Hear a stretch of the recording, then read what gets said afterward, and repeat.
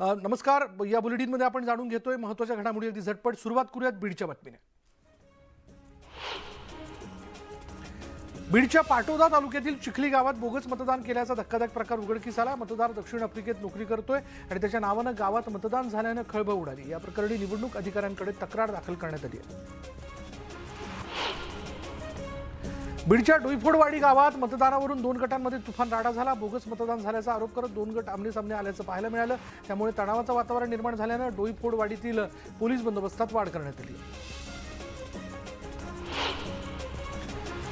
सांगलीच्या मिरज तालुक्यातल्या वड्डी इथे सरपंच पदाच्या निवडणुकीमध्ये यशोधरा राजे शिंदे ही 21 वर्षांची तरुणी आपलं नशीब आजमावते. दरम्यान यशोधरा राजे शिंदे हिने मतदानाचा हक्क बजावलाय. सरपंच पदाच्या निवडणुकीत उतरण्यासाठी ही तरुणी जी ती परदेशातून शिक्षण अर्धवट सोडून गावी आली. दौंड तालुक्यातल्या 8 ग्रामपंचायतींसाठी मतदान होत असून सरपंच पदासाठी 22 मतदार रिंगणात आहेत. निवडणुकीत कोण बाजी मारणार याकडे ग्रामस्थांचं लक्ष लागलेलं आहे.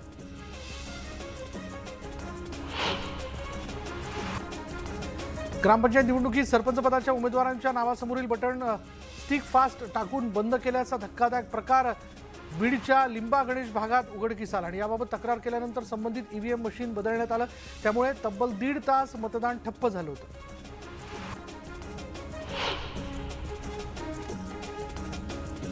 अहमदनगरच्या संगमनेरमध्ये लग्नाच्या बोहल्यावर चढण्यापूर्वी नवरदेव निवडणूक केंद्राच्या पायऱ्या चढला. कीर्तन पैंड भाजे याने लग्नापूर्वी मतदानाचा हक्क बजावला. त्याचसोबत सर्वांना मतदान करण्याचं आवाहन केलं. गुहागर तालुक्यातल्या चिखली गावात अजय कातळकर या तरुणाने लगीन घाईतून वेळ काढून मतदानाचा हक्क बजावला. नवरदेव लग्नाच्या पोशाखात मतदान केंद्रात पोहोचल्यानंतर सर्वांच्याच भुवया उंचावल्या. कोल्हापुरात ग्रामपंचायत निवडणुकांसाठी मतदान होत असून रुखडी गावातील एका नवरदेवानं आपल्या लग्नाची वरात थेट मतदान केंद्रावर नेली. या नवरदेवानं बोहल्यावर चढण्याआधी मतदानाचा हक्क बजावला. दरम्यान या वरातीत खासदार धैर्यशील माने सुद्धा सहभागी झाल्याचं पाहायला मिळालं.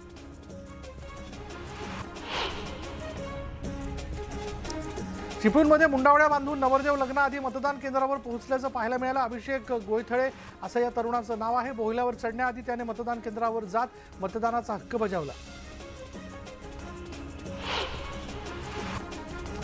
धुळ्याच्या फागणे गावातील एका वधूने लग्न मंडपात जाण्याआधी मतदानाचा हक्क बजावला. आधी मतदान आणि मग लग्न असा निर्धार करत सीमा कुंभार या तरुणीनं सकाळी 7:30 वाजताच ग्रामपंचायत निवडणुकीसाठी मतदान केलं.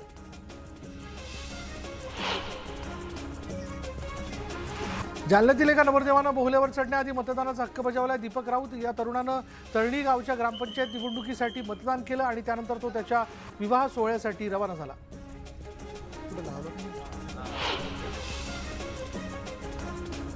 माजी मंत्री धनंजय मुंडे यांनी बीडच्या नाथरा गावात मतदानाचा हक्क बजावला. जिल्ह्यातील ग्रामपंचायती सर्वाधिक मताधिक्यानं राष्ट्रवादीच्या ताब्यात येणार असा विश्वास त्यांनी यावेळी व्यक्त केला.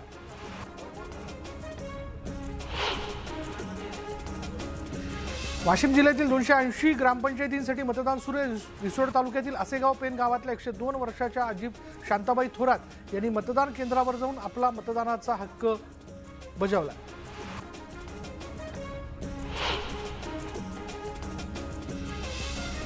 अकोल्यातील दुधलमच्या ग्रामपंचायत निवडणुकीत छाया महल्ले या दिव्यांग तरुणीने मतदानाचा हक्क बजावला. तिचं सर्वत्र कौतुक होत असून प्रत्येकाने आपल्या मतदानाचा मूलभूत अधिकार बजावला पाहिजे असं आवाहन तिने सर्व मतदारांना केलं. जामनेर तालुक्यातील मोहाडी इथल्या मतदान केंद्रावर दुपारनंतर गर्दी वाढल्याचं दिसून आलं. गुजरातचे प्रदेशाध्यक्ष CR पाटील यांची कन्या भाविनी पाटील मोहाडीतून निवडणूक लढवत आहे आणि त्यामुळे सगळ्या राज्याचं लक्ष लागलं. अहमदनगरच्या कोपरगाव ग्रामपंचायत निवडणुकीत महिला राज अनुभवायला मिळतंय.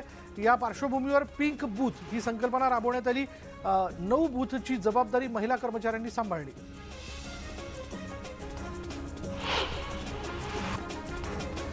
मेळघाटातील धारणी तालुक्यातील दाबिदा गावात निवडणूक विभागाकडून महिला मतदान केंद्र उभारण्यात आले.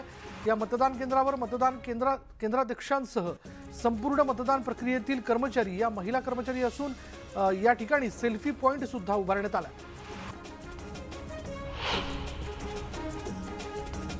औरंगाबादमध्ये ग्रामपंचायत निवडणुकीला गालबोट लागले. पैठण तालुक्यातील सालवड गावमध्ये बोगस मतदानावरून झालेल्या वादातून मतदान केंद्राबाहेर हाणामारी झाल्याची घटना समोर आली। यात 2 जण जखमी झाले। गोंदियामध्ये 348 ग्रामपंचायतींसाठी मतदान होत असून निवडणुकीत अनेक दिग्गजांची प्रतिष्ठा पणाला लागली।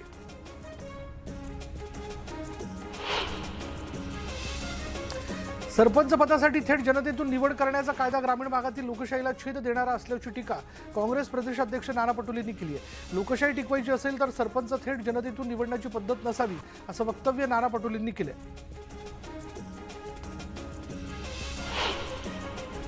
महाराष्ट्र एकीकरण समितीचा उद्या बेळगावमध्ये महामेळावा होतोय, मात्र या महामेळाव्याला अद्याप परवानगी देण्यात आलेली नाही। महाराष्ट्राचे प्रतिनिधी म्हणून जाणाऱ्या खासदार धैर्यशील माने यांनाही परवानगी देण्यात आलेली नाही। परवानगीसाठी 2 दिवस आधी दौरा कळवूनही परवानगी अजून मिळालेली नाही। चंद्रकांत पाटील हे एक मोठे नेते आहेत, पण त्यांच्या वक्तव्याशी कोणी सहमत नाही। बाबासाहेबांनी लोकसहभागातून काम केलं, त्यासाठी भीक हा शब्द योग्य नाही असं मत रामदास आठवले यांनी व्यक्त केलं।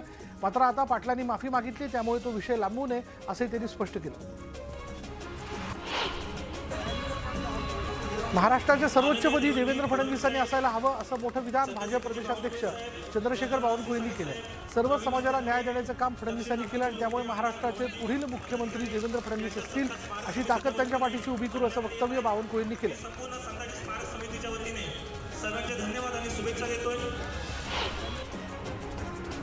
मुख्यमंत्री एकनाथ शिंदे नागपूरमध्ये दाखल झाले असून नागपूरमधील कार्यकर्त्यांनी मुख्यमंत्र्यांचं जंगी स्वागत केलं आहे। मुख्यमंत्री शिंदेंनी विमानतळाच्या बाहेर येऊन समर्थकांचं अभिवादन स्वीकारलं। ढोल ताशाच्या गजरात मुख्यमंत्र्यांचं स्वागत करण्यात आलं। राज्य विधिमंडळाचं हिवाळी अधिवेशन उद्यापासून नागपुरात सुरू होतं आणि या पार्श्वभूमीवर महाविकास आघाडीची महत्त्वपूर्ण बैठक पार पडली। या बैठकीनंतर महाविकास आघाडीची पत्रकार परिषदही झाली आणि यावेळी विरोधी पक्षनेते अजित पवार यांनी राज्य सरकारवर निशाणा साधला। तसंच अधिवेशनाच्या पूर्वसंध्येस मुख्यमंत्री एकनाथ शिंदे यांनी आयोजित केलेल्या चहापानावर विरोधी पक्षाकडून बहिष्कार टाकण्यात आल्याचंही त्यांनी यावेळी जाहीर केलं। उद्धव ठाकरेंना जेव्हा लोकांसाठी रस्त्यावर उतरण्याची संधी होती तेव्हा त्यांनी उतरायला हवं होतं असं म्हणत दीपक केसरकर यांनी ठाकरेंवर निशाणा साधला। विरोधी पक्षात गेल्यावर आता ऍक्टिव्ह झाला का असा सवालही त्यांनी केला। जळगाव जिल्हा दूध संघाच्या अध्यक्षपदी आमदार मंगेश चव्हाण यांची निवड झाली आहे। मंत्री गिरीश महाजन, गुलाबराव पाटील यांच्या उपस्थितीत झालेल्या बैठकीत ही निवड करण्यात आली।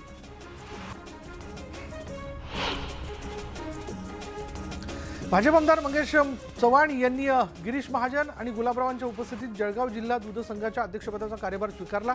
यावेळी दूध संघाच्या कार्यालयातील एकनाथ खडसेंचा फोटो हटवण्यात आला।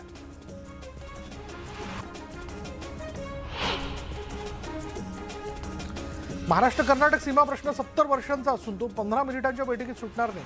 आजही परिस्थिती जैसे थे असल्याची टीका संजय राऊतांनी केली। बेळगाव महापालिकेवर पुन्हा शिवरायांचा झेंडा लागावा आणि या लोकांवर दाखल खोटे गुन्हे मागे घ्या अशी मागणी त्यांनी केली। नाशिकमध्ये बाळासाहेबांची शिवसेना पक्षात मोठ्या प्रमाणात इनकमिंग झालं। राजकीय, सामाजिक, शैक्षणिक क्षेत्रातील शेकडो कार्यकर्त्यांनी शिंदेच्या पक्षात प्रवेश केला। नाशिकचे खासदार हेमंत गोडसे यांच्या उपस्थितीत हा पक्ष प्रवेश झाला। परस्पर ग्रामपंचायत निवडणुकीत नाव दुसऱ्या ग्रामपंचायतीला गेल्यानं नाराज मतदारांनी मतदान केलंच नाही। श्रीरामपूर टोली इथल्या पटले परिवाराच्या 52 सदस्यांपैकी 36 मतदारांनी मतदानावर बहिष्कार टाकला।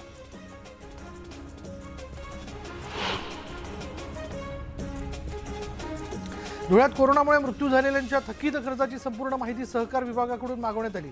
या संदर्भात मध्यवर्ती नागरी सहकारी आणि पतसंस्थांकडून कर्जासंबंधी सर्व माहिती मागवण्यात आली। माहिती मागवण्यासंदर्भात सरकारचा उद्देश अजून स्पष्ट झालेला नाही, पण कोरोना बळींच्या कुटुंबियांमध्ये आशेचा किरण निर्माण झाल्याची भावना व्यक्त केली जाते। सांगलीतल्या जत तालुक्यातल्या 42 गावांसाठी असणाऱ्या म्हैसाळ योजनेला मंत्रिमंडळ बैठकीत मंजुरी मिळणार आहे अशी घोषणा खासदार संजय काका पाटील यांनी केली। म्हैसाळ योजनेला सुधारित 8,300 कोटींची सुधारित मान्यता मिळणार असल्याचं त्यांनी स्पष्ट केलं।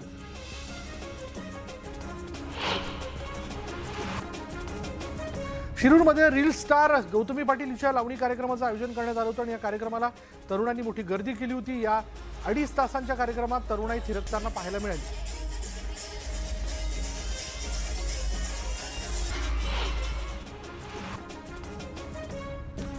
अमिताभ गुप्ता यांनी अप्पर पोलीस महासंचालक आणि कारागृह महानिरीक्षक पदाचा कार्यभार स्वीकारला।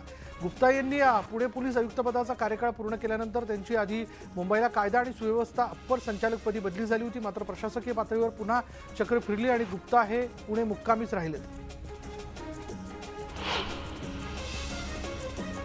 लव जिहाद आणि धर्मांतर विरोधी कायद्यासाठी अमरावतीत धर्मरक्षण समितीच्या वतीनं मूक मोर्चा काढण्यात आला।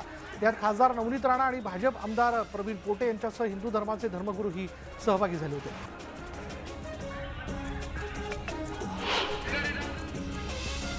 धुळ्यात शिवप्रतिष्ठानच्या वतीनं हिंदू जन आक्रोश मोर्चा काढण्यात आला। लव जिहाद विरोधी आणि धर्मांतर विरोधी कायदा करण्याची मागणी यावेळी करण्यात आली।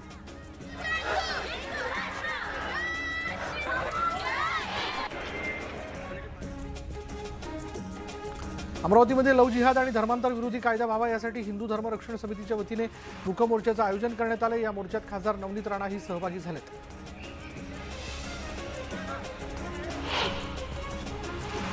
मालेगावच्या जाफरनगर भागातील एका गोडाऊनवर छापा मारून 2.25 लाख किमतीचा गुटखा जप्त करण्यात आला। या प्रकरणी एका आरोपी विरोधात गुन्हा दाखल करण्यात आला।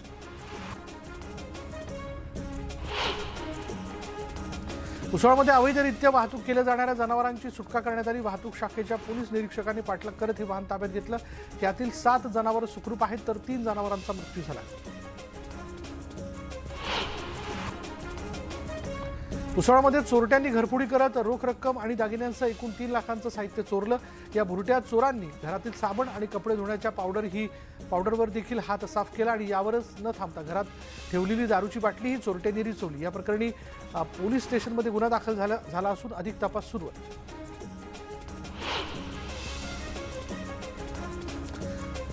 बुलढाण्यातल्या देऊळगाव महीमध्ये बस स्थानक परिसरातील एका मोबाईलच्या दुकानात चोरी झाली। चोरट्यांनी तब्बल 3.5 लाखांच्या ऐवजावर हात साफ केलाय। ही घटना सीसीटीव्ही कॅमेऱ्यात कैद झाली असून पोलिसांचा तपास सुरू आहे। औरंगाबाद जिल्ह्यातील पैठण तालुक्यातील फारोळा गावात वृद्ध दाम्पत्याची गळा दाबून हत्या करण्यात आली आहे। मध्यरात्री चोरीच्या उद्देशाने अज्ञात चोरट्यांनी घरात प्रवेश करून ही हत्या केल्याचा प्राथमिक अंदाज पोलिसांनी वर्तवला।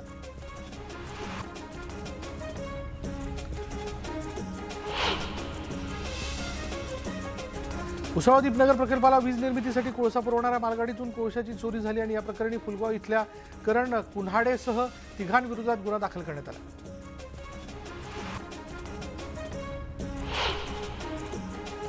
चंद्रपूरच्या जटपुरा गेट परिसरात एका भरधाव वेगाने येणाऱ्या कारने रस्त्याशेजारील दोघांना उडवल्याची धक्कादायक घटना घडली। या अपघातात एकाचा जागीच मृत्यू झाला तर एक जण गंभीर जखमी झाला। या प्रकरणी पोलिसांनी कार चालकाला ताब्यात घेऊन त्याच्या विरोधात गुन्हा दाखल केला। नागपूरमधील लोखंडी पुलाजवळ खासगी ट्रॅव्हल्स बसचा अपघात झालाय। बस चालकाने बस चुकीच्या रस्त्याने नेल्यामुळे बस दुभाजकाला धडकली। या अपघातात रस्त्यावरील दुचाकी चालक थोडक्यात बचावले।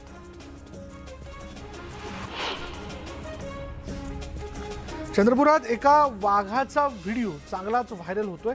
चंद्रपूर गडचिरोली मार्गावर प्रचंड गोंगाटात जंगलाच्या या राजानं अतिशय शांतपणे सर्वांना दर्शन देत रस्ता ओलांडला। विशेष म्हणजे तरुणांची हुल्लडबाजी सुरू असतानाही हा वाघ जराही बिथरला नाही। हा व्हिडिओ नेमका कुठला याचा तपास वन विभागाकडून केला जातोय।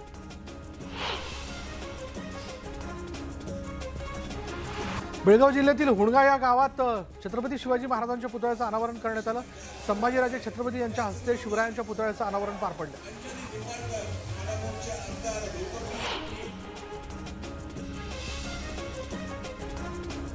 पुणे मार्केट यार्डात या हंगामातील पहिला हापूस आंबा मुहूर्त पेटी दाखल झाली।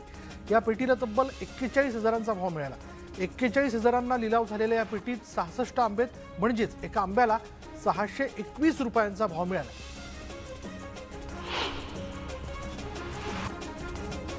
राजगुरुनगरमध्ये शरीर सौष्ठव स्पर्धेचं आयोजन करण्यात आलं। नव्या पिढीमध्ये व्यायामाची आवड निर्माण व्हावी यासाठी राजगुरुनगरमध्ये ही स्पर्धा आयोजित करण्यात आली आणि यात मोठ्या संख्येनं स्पर्धकांनी सहभाग घेतला।